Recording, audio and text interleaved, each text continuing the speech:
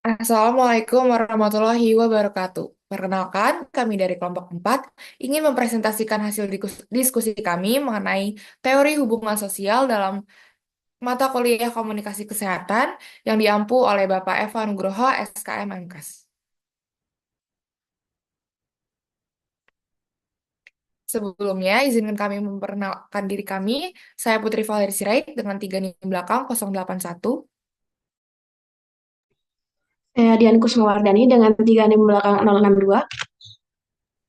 Saya Melita Madalena Merga Putri dengan 3 NIM belakang 073.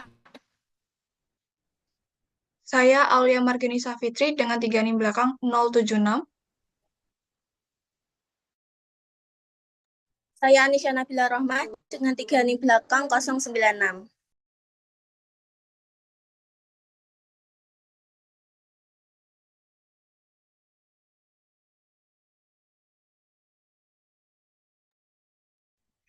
Baik, saya izin masuk.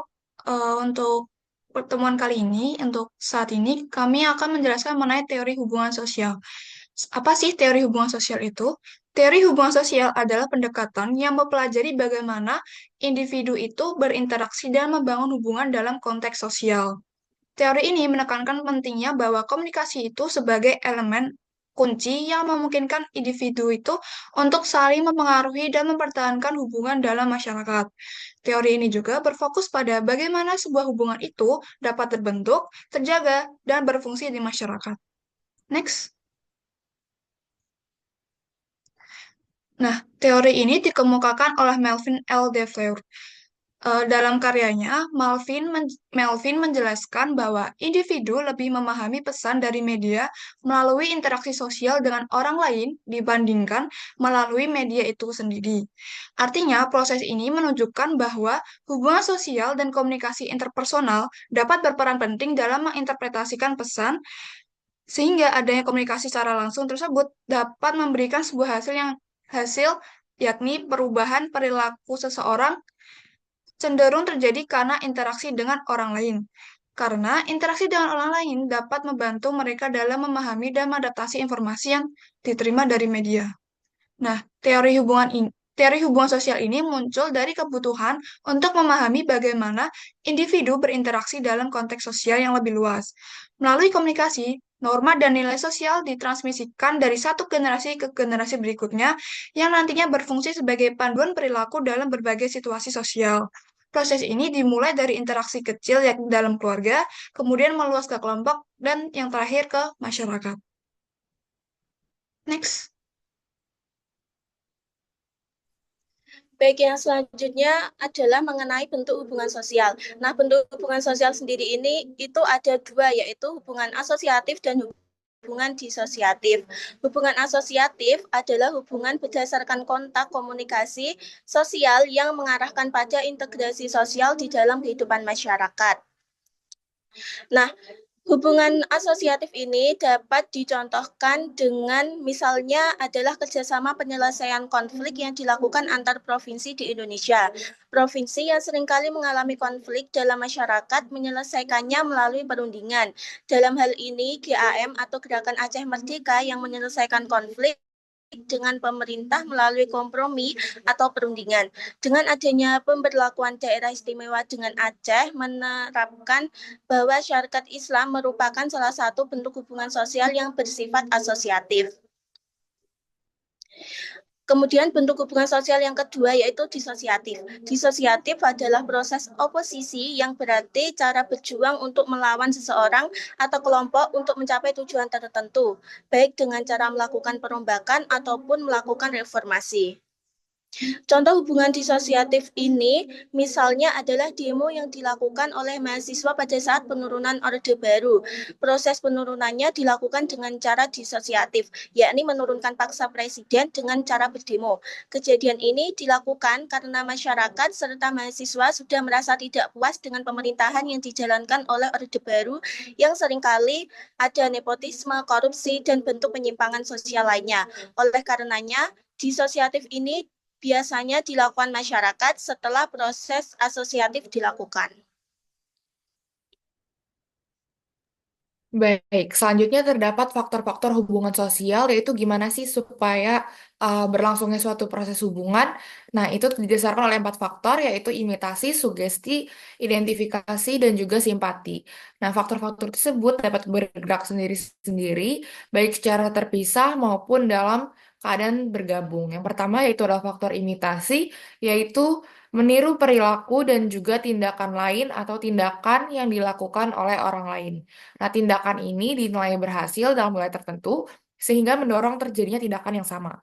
Kemudian yang kedua yaitu adalah faktor sugesti, yaitu sebuah proses yang menjadikan seorang individu menerima suatu cara atau tingkah laku dari orang lain tanpa kritik terlebih dahulu. Hal ini bisa didapatkan seseorang atau sekelompok orang dari pihak lain yang bertentangan dengan pihak yang berkuasa.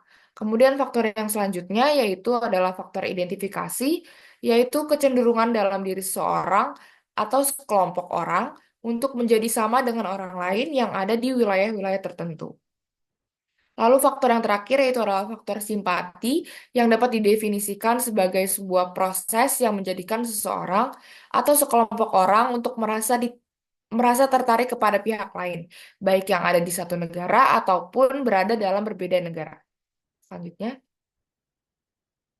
Nah, bagaimana munculnya hubungan sosial itu menurut Surjono Sukanto, interaksi sosial tidak mungkin terjadi tanpa adanya kontak sosial dan juga komunikasi. Dapat dilihat pada gambar, yaitu dibutuhkan sebuah kontak sosial dan juga komunikasi sehingga menghasilkan sebuah interaksi. Boleh di next.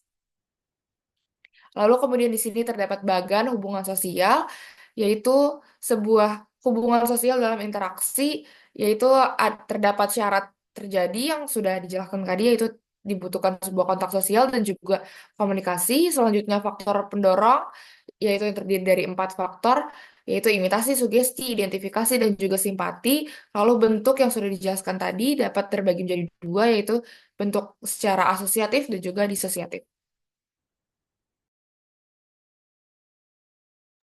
Baik, untuk yang selanjutnya ada contoh implementasi di kehidupan sehari-hari. Yang pertama ada interaksionisme simbolik. Interaksionisme simbolik ini lebih menekankan pada pembentukan makna melalui interaksi. Misalnya, pasien mungkin menginterpretasikan diagnosis kanker sebagai hukuman karena simbol negatif yang melekat pada kata kanker. Yang kedua ada identitas sosial. Contohnya adalah kelompok dukungan pasien kronis. Kelompok dukungan ini memperkuat identitas sosial anggota melalui kesamaan pengalaman. Contoh lain adalah kampanye kesehatan yang menargetkan identitas kelompok. Misalnya, kita lawan diabetes bersama. Next. Kemudian ada komunikasi nonverbal. Contohnya adalah ekspresi empati dokter melalui bahasa tubuh.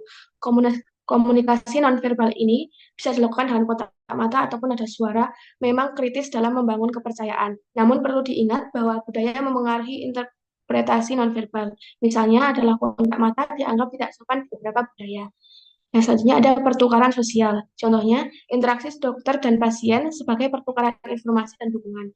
Dalam konteks kesehatan, pertukaran tidak hanya berupa informasi, tetapi juga kepercayaan dan kepatuhan. Misalnya, pasien mungkin mengorbankan waktu dan biaya untuk mendapatkan perawatan kesehatan karena didasari rasa percaya pada medis. Next. Selanjutnya ada kelebihan dari teori hubungan sosial.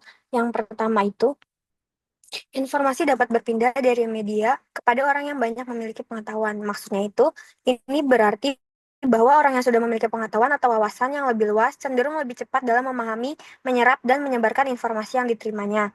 Yang kedua itu, informasi bergerak cepat pada kelompok karena dipengaruhi informan yang dipercaya.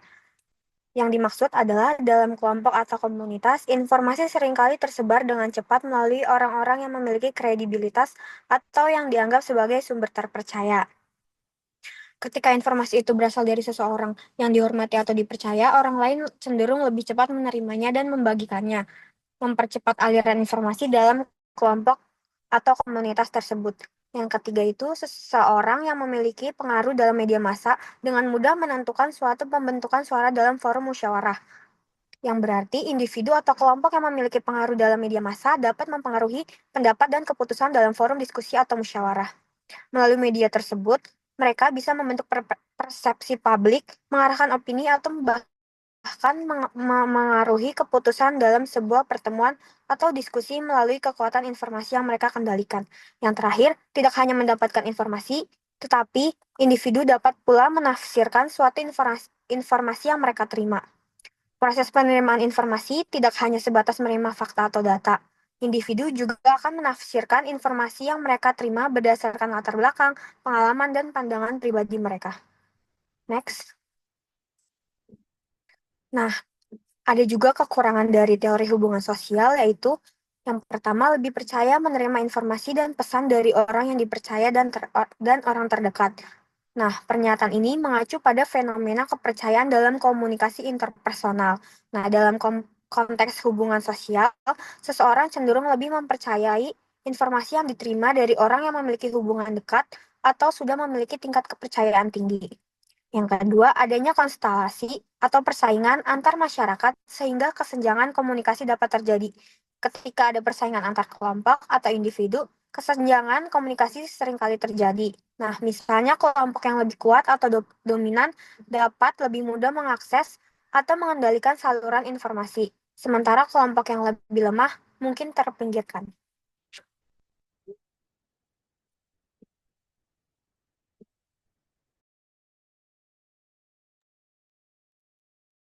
Baik, mungkin sekian presentasi kami pada hari ini mengenai teori hubungan sosial. Mohon maaf apabila terdapat kesalahan kata, kurang lebihnya mohon maaf. Wassalamualaikum warahmatullahi wabarakatuh.